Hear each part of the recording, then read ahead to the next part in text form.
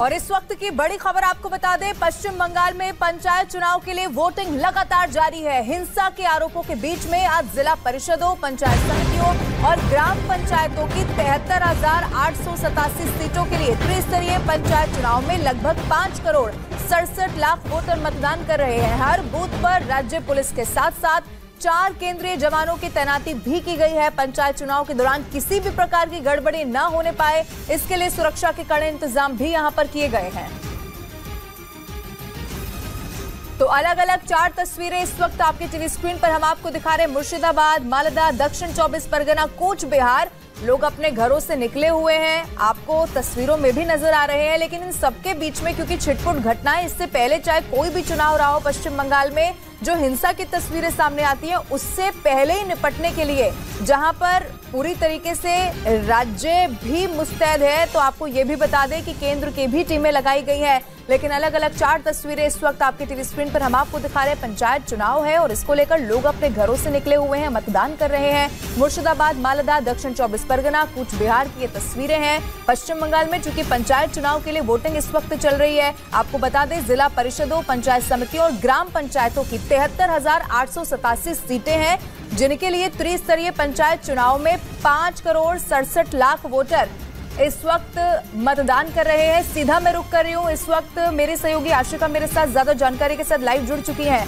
आशिका, इससे पहले भी पश्चिम बंगाल का अगर चुनाव होता है तो हिंसा की तस्वीरें आना बहुत आम बात होती है, चाहे वो कोई बड़ा चुनाव हमने देखा हो या फिर इस तरीके का पंचायत चुनाव। अभी क्या तस्वीर आप देख पा रही हैं, क्या सुखद तस्वीर ही है? लवीना, लाइव की शुरुआत हुई तो मैं फोन पर देख रही थी और सुबह से इतनी खबरें हिंसा की आ चुकी हैं, इतनी हत्याओं की आ चुकी हैं कि गिनती भी अब करना मुश्किल हो पा रहा है। कल तक आंकड़ा जो 18 बताया जा रहा था, आरोप लग रहे थे, अब वो 20 से कहीं ज्यादा बढ़ गया है। फिलहाल तस्वीरें आपको मुर्शिदाबाद की दिखाऊं।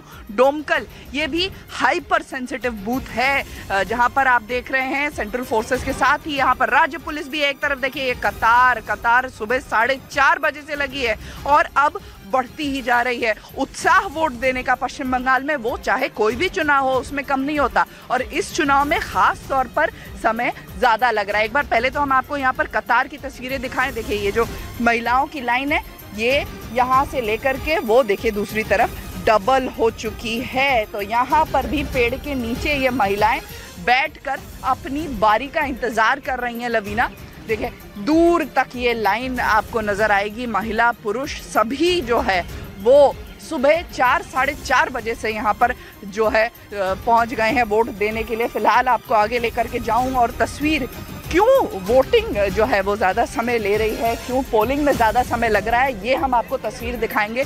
सीधे पहले बूथ के अंदर आपको ले चलते हैं और 3 डब्बे दिखाते हैं, क्योंकि ये त्रिस्तरीय चुनाव है जैसा कि आप बता रही थी।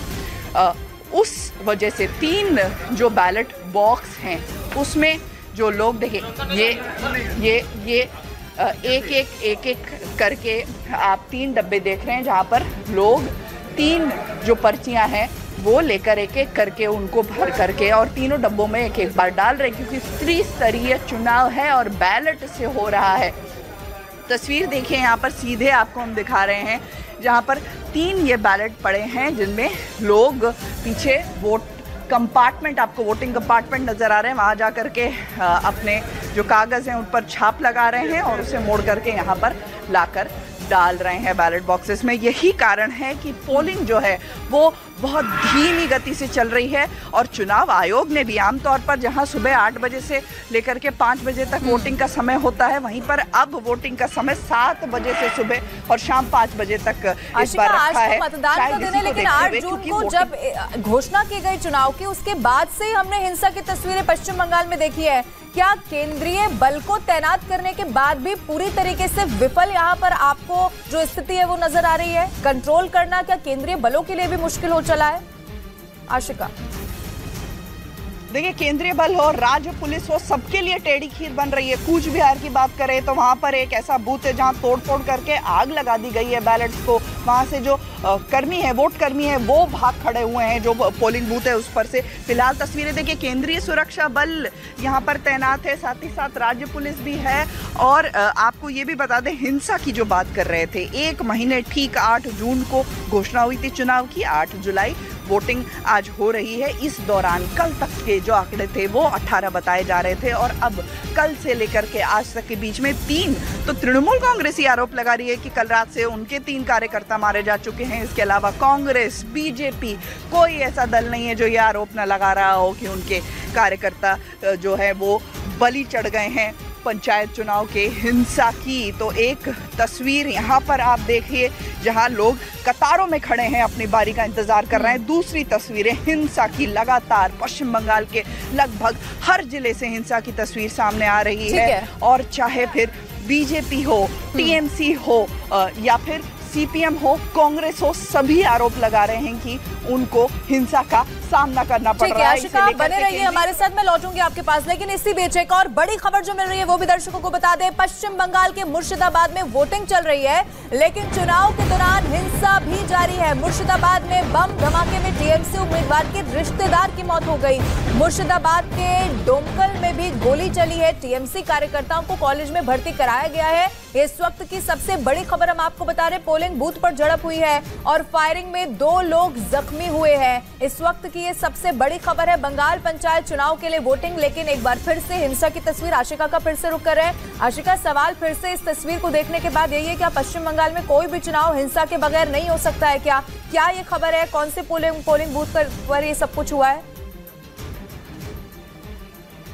देखिए, कई जगहों से ये शिकायतें आ रही हैं और जब बात करें अगर हिंसा की तो कोई भी चुनाव पश्चिम बंगाल में बिना हिंसा के नहीं हो सकता और सबसे ज्यादा हिंसा तो इसी पंचायत चुनाव में देखने को मिलती है। पिछले बार 2018 में भी पंचायत चुनाव बिल्कुल रक्ताक्त, खूनम खून जो तस्वीरें सामने आई थी वैसी ही तस्वीरें आज सुबह से आने लगी हैं। और फिलहाल तस्वीर देखिए, मैं इस समय मुर्शिदाबाद में हूँ। सेंट्रल फोर्स तो है लेकिन भीड़ यहाँ पर लगातार बढ़ती हुई जा रही है। और हिंसा की बात करें तो कूच बिहार, मुर्शिदाबाद, मालदा, सभी जगहों से जो है वो तस्वीरें हिंसा की सामने आने लगी हैं और सभी दल जो है उनके कार्यकर्ता ये आरोप लगा रहे हैं कि वो हिंसा की बलि चढ़े हैं। फिलहाल आपको मुर्शिदाबाद की एक बार तस्वीर और दिखाऊं कि सेंट्रल फोर्स भी है, यहाँ पर पुलिस भी है।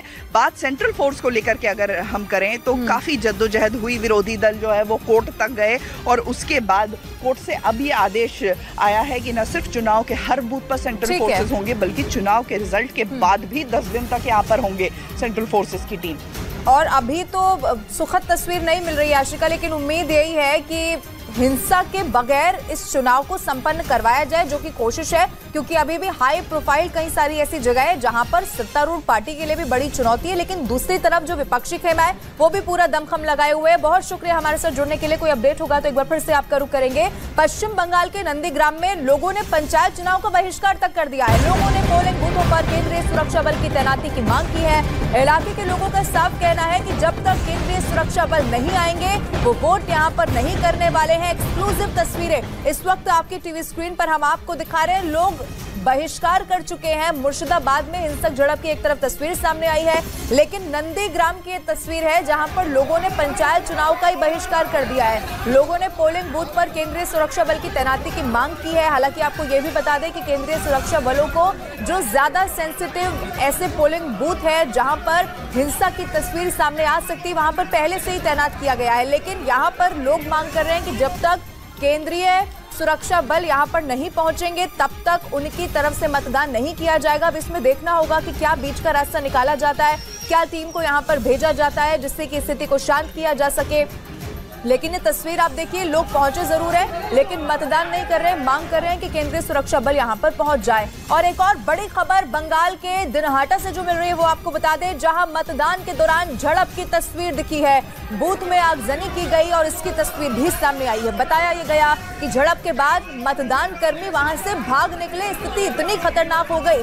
आप तस्वीर देखिए जहां पर लोग मतदान करने के लिए पहुंचते हैं, जो टेबल लगी होती है सब कुछ तहस तहस इसीलिए नजर आ रहा है क्योंकि दिनहाटा में हिंसक झड़प हो गई है और ये झड़प इतनी ज्यादा खतरनाक रूप में तब्दील हो गई कि आगजनी तक कर दी गई। और उसके बाद क्या था, जो मतदान कर्मी थे जो वहां पर अपनी ड्यूटी कर रहे थे, अपनी जान बचाकर उनको यहां से भागना पड़ गया। और इसीलिए ये पश्चिम बंगाल है जहां पर कोई भी चुनाव बगैर हिंसा की तस्वीर के संपन्न इससे पहले भी नहीं हुआ।